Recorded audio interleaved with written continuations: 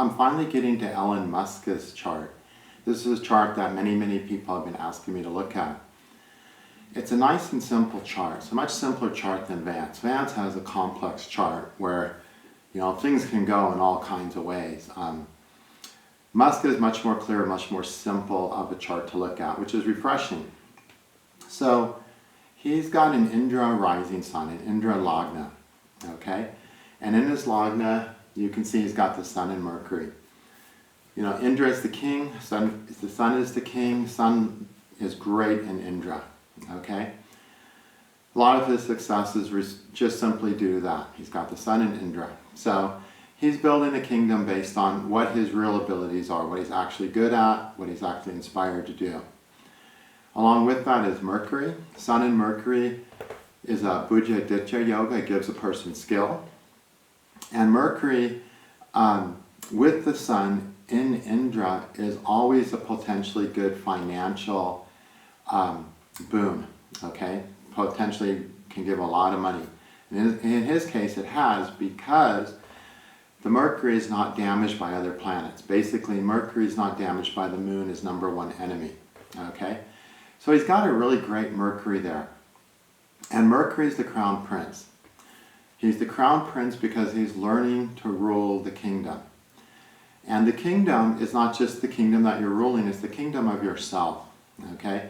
So when Mercury's in Indra, it's a great place for it to be. It's learning to run the kingdom of the self, to make the kingdom better. It has the capacity to learn, which is the number one quality of Mercury. So Musk is one of the people that can actually learn. That's a great benefit. And one of the things he's learned to do is make money. A lot of the reason that this is, this Mercury has given him a lot of money along with that sun is that Ketu down here in Vivishwan shows, where he's karmically strong. And you remember that Vivishwan rules the law of man, the law by which societies and are run, the law by which businesses are run. Any kind of rules that man implements is governed by this Vivishwan. And any type of man-made laws are ruled by Mercury. Mercury is the lawyer. Mercury is the law, okay? It's the written law, okay? And so Mercury has a strong affinity to his Ketu, has a strong affinity to his second house, which is the house of wealth. And that's sitting there in Indra, which is his personal kingdom. So you can see the connection. So the sun, Mercury, and Indra has given him a lot of money, okay? To make that better is Indra is the fifth Aditya, okay? First one is Datta, then we got Aryama, then we have Mitra, then we have Varuna, and then we have Indra. It's the fifth Aditya. Because of that, we need to examine the fifth house anytime someone is an Indra ascendant, okay? And we see in the fifth house, we've got Jupiter. Okay, great. Jupiter is, of course, a planet of wealth. Okay, so for him especially, he's an Indra that does good with wealth. Okay? Jupiter likes being in this particular Aditya. It's an Amshu. Amshu, you remember, is the ray, the direction, the thing we want to focus on and give light. And also the Rishi, which is Kajapa, has to do with the law of progeny. And look how many kids Musk has. He just has 14 claimed children. Who knows if he has other ones, So you can really see this strong Jupiter in action. Jupiter likes being and is very strong in this Amshu Aditya. It gives a person focus, purpose. It gives a person meaning and direction in life. Okay? So he has a great sense of purpose. This Jupiter also gives him a broad vision of things, makes him a visionary. All right? So all the good things we see about him, all the things that have made him successful are simply indicated by these three planets. The Sun, Mercury, and Jupiter. They're all fantastic planets. All right? So we have a guy who can learn, a guy who can make mistakes, figure out what he did, and make improvements, and a person who's got a good Jupiter, who's got a good vision of things, who can make his own luck because he's seen the big picture. Okay? Those are two good assets he's got. But his Venus, here we go, another person who needs work on their Venus, okay? Venus is sitting in Varuna with Saturn. The minute you see Venus with Saturn, it's starred. Okay, Saturn is also a friend of Venus, but Saturn always stars any planet it's with. In this case, Saturn's going to star Venus more than it's helping, okay? Because Saturn has no Digbala. It's almost by the first house, very low Digbala. Venus is low in Digbala, so it's not a great planet. Venus is getting close to the Sun. It doesn't have, let me double check that number here. Yeah, it doesn't have a good Cheshtabala, 10 out of 60 points. Saturn does not have a good Cheshtabala. Venus is getting closer to its debilitation sign. Okay? What all these things mean is that Venus cannot withstand the starvation of Saturn. Saturn is a friend and he's trying to help, but he's going to starve Venus much more. This is not a good Venus. People who've taken my Adityas class know how to measure this all out now and will recognize that Saturn is hurting Venus. Okay? Also, Venus is in the sign of Varuna. Okay, Varuna is the all-encompassing sky. Varuna is about being okay with anything. All right? Varuna represents the perfect love, the ideal love, the full love that can accept anything. Okay? And Venus is not nice in this planet sign. Now, you guys might say, oh, but Venus is the planet of love. No, Venus has nothing to do with love. Venus has to do with relationships. Okay? We have a relationship with everything on Earth. Okay?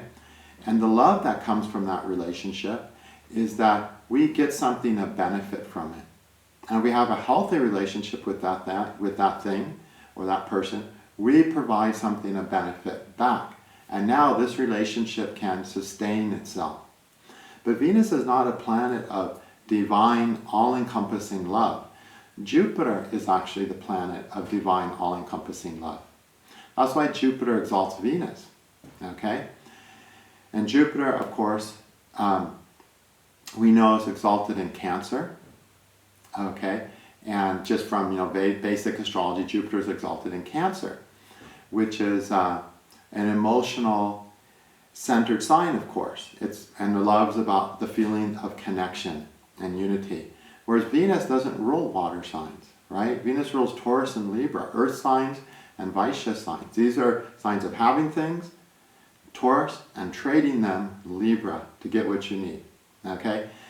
So Venus is not designed to have this all-encompassing love. Because Venus's job is to get you what you need to stay alive and be okay. That's why Venus exalts Saturn, because Venus is here to make sure you get what you need to be alive. Okay? To live healthily on this planet. And you can't, so if Venus is in this Varuna and trying to have all-encompassing love, or believes it in this thing called all-encompassing love, it misdirects its life. Because Venus has to focus on the practicalities. Am I getting what I need to be okay? That's the critical thing with Venus. That's the love of Venus. Okay? We need affection. We need love. We need human contact. We need good food. We need a healthy place to live. We need a job that doesn't kill us. These are the things we need to manage our lives so we're okay. All right? And that's what Venus is making choices about. Okay? We can't go work a job that's killing us and say, I have all-encompassing love, The body is going to be suffering. And Venus's job is to create the foundation of health and okayness so we can develop a higher all-encompassing love. Okay? But until that love is there, we can't pretend to have it and make choices that are damaging and say, I'm okay. All right? So Venus does not like being in this sign. And what happens when Venus is here, a person believes that something that's a physical, tangible thing can give the all-encompassing love. That's the problem with Venus and Varuna. Only the ethereal can do that, like Jupiter. Okay? But Venus isn't about that. Jupiter is very ethereal. He rules Pisces, the sign of spiritual liberation. Okay? He rules children, which we can have a deep love for, where people have a greater love for their children that can help them encompass all things. Okay? One of the purposes of having children is to help people grow into a greater all-encompassing love. And so you'll see people with children who are born, crippled, are born deformed, are born with mental problems, whatever. And the devotion and love they have for these children is like their love just embraces and accepts all that. That's a beautiful thing. That's Jupiter, okay? But it's not Venus, okay? So when Venus is in Varuna, a person has this idea that something tangible, something that exists out there, a person, a thing, is going to give that feeling of all-encompassing love, and it's a lie. So Elon Musk believes there's something in the world that can make him completely fulfilled. And what this means is he's seducible. He's very seducible. This is the Venus that can be seduced, because it believes there's something out there that can be all-fulfilling. What is that thing going to be? It's going to be whatever the Venus and Varuna person really wants. Whatever they really want, it starts becoming this thing that's going to fulfill everything, But it's not.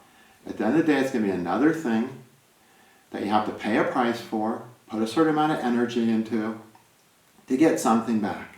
It's not divine, all-encompassing love, okay? Venus recognizes that. This is a thing that I'm going to get something back, and I'm going to trade something.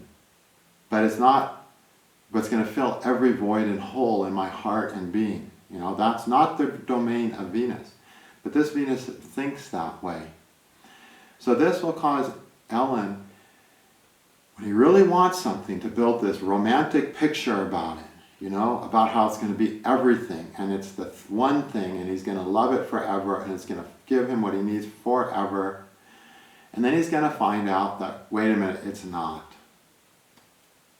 In fact, it's not doing it all. I'm not emotionally fulfilled at all. Okay? So Elon sadly goes through these phases of feeling in love with something in this divine love. This is the all-encompassing. This will fill everything that I need filling, to disappointment.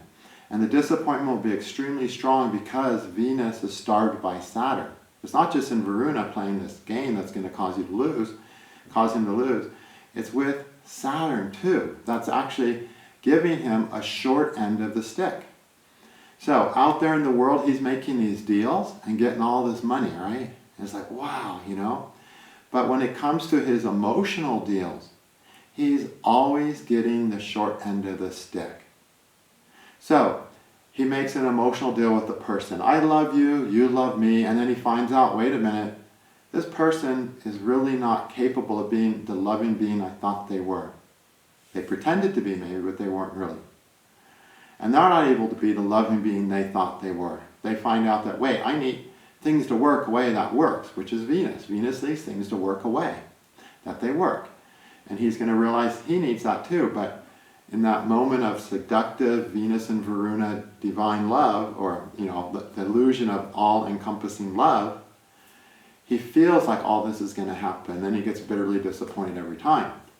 So the ironic thing about his chart, in as many ways as he is able to make the deal to get the money, when it comes to the deal to get the emotional satisfaction, he's terrible at it. Okay?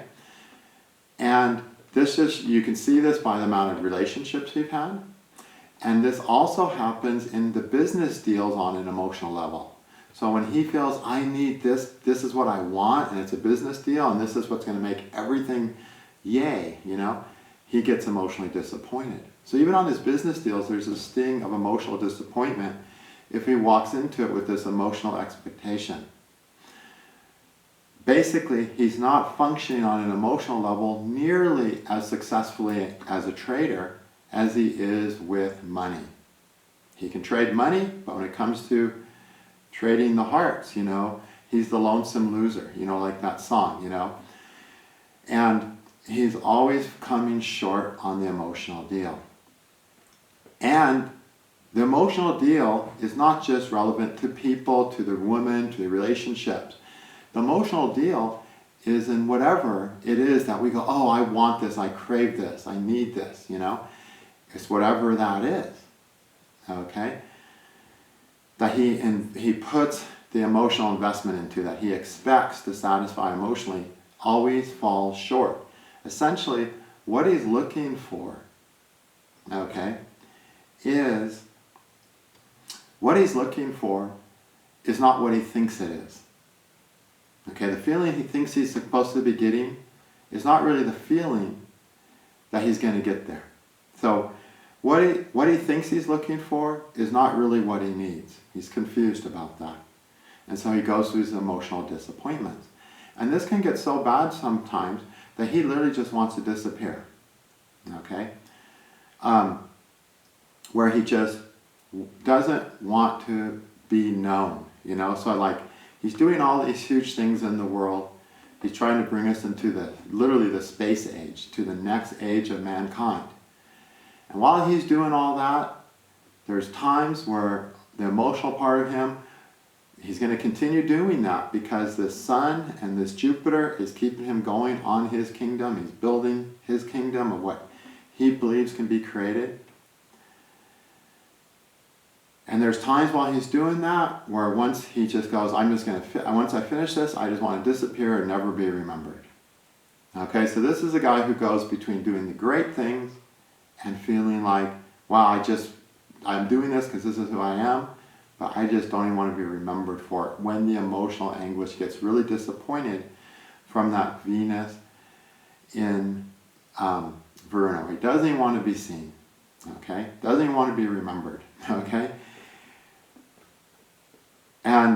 But he's still going to do the good things he can do because that's Sun and Jupiter. So it's a really interesting thing where on an emotional level, he's in a lot more pain than he is on the level of, success.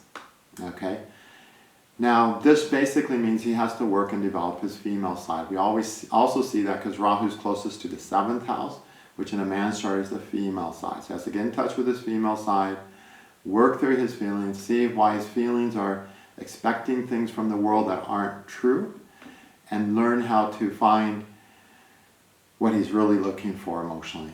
And what we're all really looking for emotionally is Jupiter and Varuna, not Venus and Varuna. We want a true all-encompassing love, not an illusionary all-encompassing love, not a seduction. Okay? So one of the things that happens with this, when he gets seduced, and what I mean by seduced, he starts believing that something is going to give him everything, when again, it's just another thing or person in the world. Okay? After the seduction phase ends, and he realizes that where he's at, he's not feeling good, emotionally it's not working, emotionally it's not satisfying, that's where he's going to quit. So there's a lot of things that he's simply going to give up before he gets the job done, or before he finishes what his goal was, because of this Venus in Varuna. And those are the things that are going to be based on his emotional expectations. Then we have the Jupiter and the Amshu, which is when it comes to his real inspirations of who he really is. Those things he'll be focused on. Those things he'll continue doing, no matter how emotionally miserable he is. Okay? But the things where he's having emotional expectation, those are the things where he's going to go, geez, I quit, I give up. I'm not going to finish this. I'm not going to keep my promise. I'm not going to finish this thing that I started, basically. Okay? But that's only in regards to where he makes his emotional investments, because he makes bad emotional investments. And when you make bad emotional investments, then just like if you buy a bad stock, there's a point you just get out of the stock, right? Okay? So he has a lot to learn about his emotional investments. He needs to learn why he's drawn to emotional investments in people and things that are not going to be fulfilling to him. Okay? And this is happening in the 12th house. This is a very private part of his life compared to, the first house, which you see very visibly. All right? His moon. Okay, moon is in Twashta. Okay, well, Twashta likes to build useful things, right? And also Twashta, of course, is vehicles. And he wants to build spaceships, okay? And he's involved with Tesla. So we can see the moon is drawn towards vehicles. It's also in the third house. The third house is the house of travel. So you can see why it's vehicle specifically, you know, because vehicles are used for traveling, right? Now, how good is this moon, though? Let me double check this.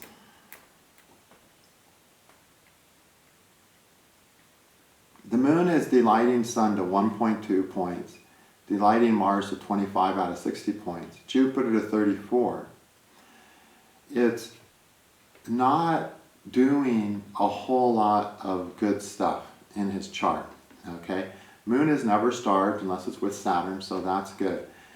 Luckily, this moon is not disturbing Mercury. And if it had been disturbing Mercury, he would have made too many bad, he would also make bad financial decisions, and he wouldn't have the financial success. It's because he has this nice Sun and Mercury free of moon. So he has the capacity to learn. What he has to learn about is what his emotional expectations are. He needs to heal that part of himself. Okay? Moon in third is actually a nice place for the moon to be. It does show a person who can make growth and prosper in their lives. Right? It's a nice place for the moon. So his moon's okay. It's not the most prominent planet in his chart, though. Really, the most prominent thing is Varuna and of course Indra. Okay, Indra is doing great, building this financial kingdom, like wow, richest guy in the world. And then Varuna is this emotionally bankrupt, you know, being that's trying to find connection in this world, basically, and find the deep connection and feeling that we need to really be okay on an emotional and spiritual level. Okay. Mars is in Parjanya. It's a great place for Mars. Okay. However, you never want to see Mars in the 8th. Okay. And if it has any affliction, that Mars in the 8th is going to cause a very negative event at some person's life, a calamity. Okay, huge crisis. And this Mars is aspected by Mercury. Not a lot, but some 41 points. It's not the strongest influence on it, but it's a noted influence. And like I said, any influence that's negative on Mars in the 8th is going to cause a severe problem. And it's with Rahu. So I better back up and start at the beginning. Mars in Parjanya, okay, we know that Parjanya has to do with the rule of health, okay? And that the health of when Mars is here, it very much defends the health. What I mean by that, it very much wants to defend the health, create a very strong immune system, okay? It also makes a person defend their emotional health. However, he has it with Rahu, so he's learning about the importance of health in his life, okay? So it's something he's going to become more conscientious of the older and older he gets, because Rahu, wherever Rahu is, we get more involved with it as we grow older, okay? But when Mars is in the 8th, the chart becomes inherently unstable, which means things can just go wrong all of a sudden. Like a rocket ship can just blow up, okay? That's the kind of stuff that can happen with Mars in the 8th. Fortunately, Mars is mostly good, but does have some starvation of Mercury. So there will be some mistakes made where things will just go wrong for him, okay? And that'll be a lifelong thing. Now, he'll improve with it the older he gets, okay? But there's an instability factor going on with him, that things can just go wrong sometimes, okay? You never want to vote, you would never want a president with Mars in the 8th, for instance, okay? I would never vote for a president to have Mars in the 8th. Things can just go wrong all of a sudden. And in this case, that would happen, okay? So he has a good Mars, but it creates an instability of the chart that things can break sometimes.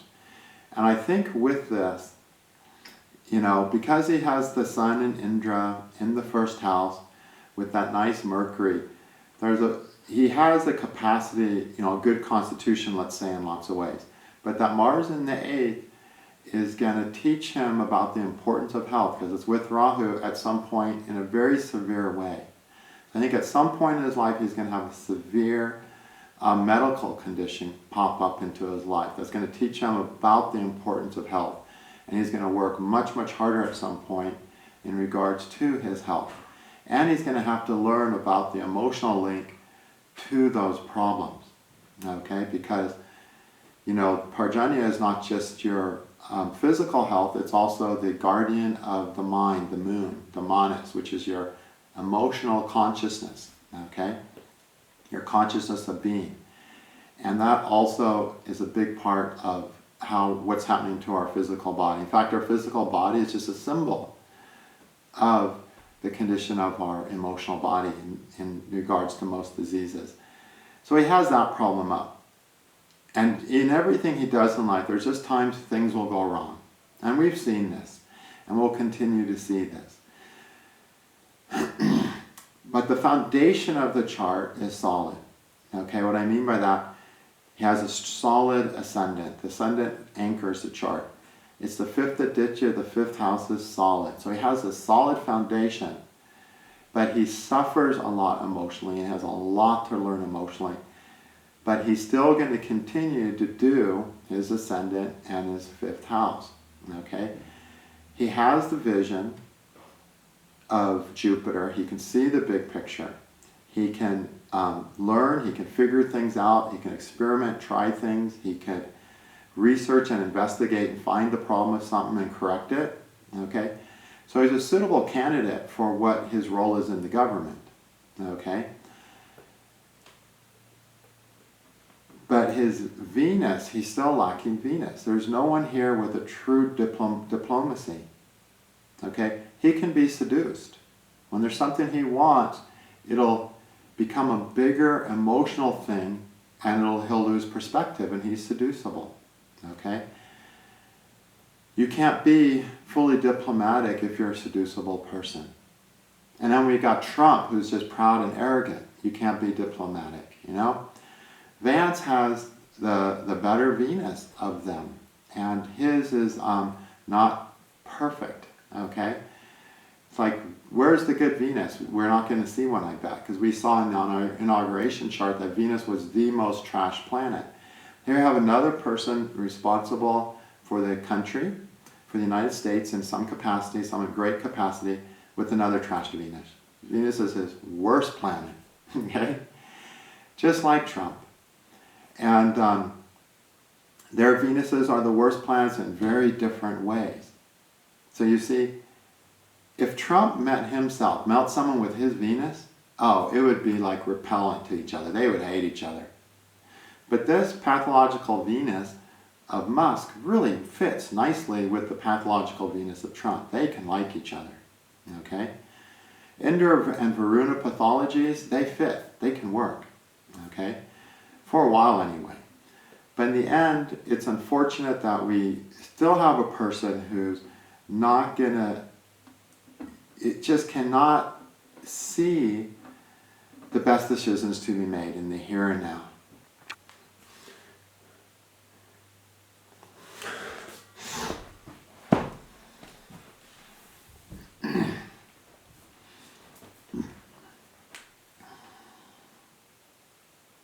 Now, as I've mentioned, he has a good Mars. Mars likes Parjanya, okay? Mars is the fire element, and the fire element is all about being hot, creating hunger, creating thirst. All those things are resolved and comforted by water. So Mars likes being in Parjanya, because again, that's the rain god. This is a very watery Aditya, dumps the rain. So Mars loves being here, okay? And this Mars is very capable of benefiting from outside benefit.